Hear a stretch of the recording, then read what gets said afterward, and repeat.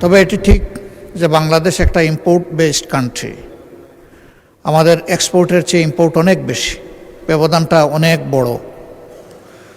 আমাদের এক্সপোর্টের মূল দুইটা খাত, একটা হচ্ছে রফতানি, আমরা যেটা আরএমজিতে করে থাকি, আর একটা আমাদের ম্যান পাওয়ার, আমি রপ্তানি বলি না, তাদেরকে আমরা পাঠিয়ে থাকি।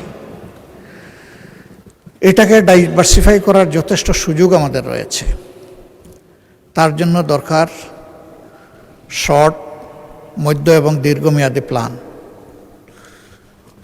আমি আশা করি যে মাননীয় প্রধানমন্ত্রী তার সফরে এই বিষয়গুলা মাথায় রেখেই তিনি দুইটি দেশের সাথে আলাপ আলোচনা করেছেন।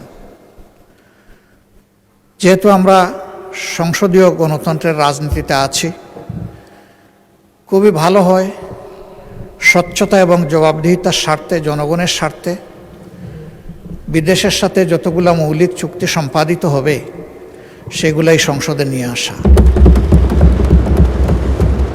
এই 350 মানুষই কিন্তু 18 কোটি মানুষ বা 20 কোটি মানুষের প্রতিনিধিত্ব করছেন। তারা যখন জানবেন তখন এর মধ্য দিয়ে সরকার এবং জনগণের সাথে সেতুবন্ধন তৈরি হবে। এটা আমরা সবাই বলি, সবাই চাই যে আমাদের রিলেশন হবে মিউচুয়াল রেসপেক্ট এবং ইকুইটির ভিত্তিতে। আমি আশা করি তিনি সেই সতর্কতা অবলম্বন করেছেন। আমি এও আশা করি যে আমাদের স্বাধীন ফরেন পলিসিতে কেউ হস্তক্ষেপ করুক, এটা আমরা কখনো মেনে নেব না।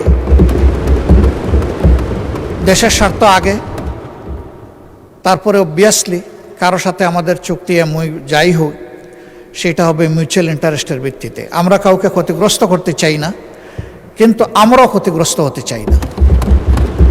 এই ভারসাম্যটা রক্ষা করেই আগামীর পলিসি যেন পরিচালিত হয়।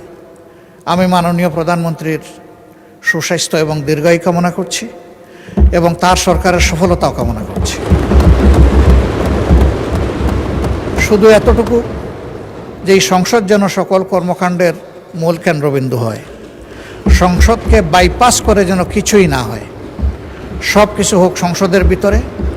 এই সংসদ আলো ছড়াক, আগামী দিনের জন্য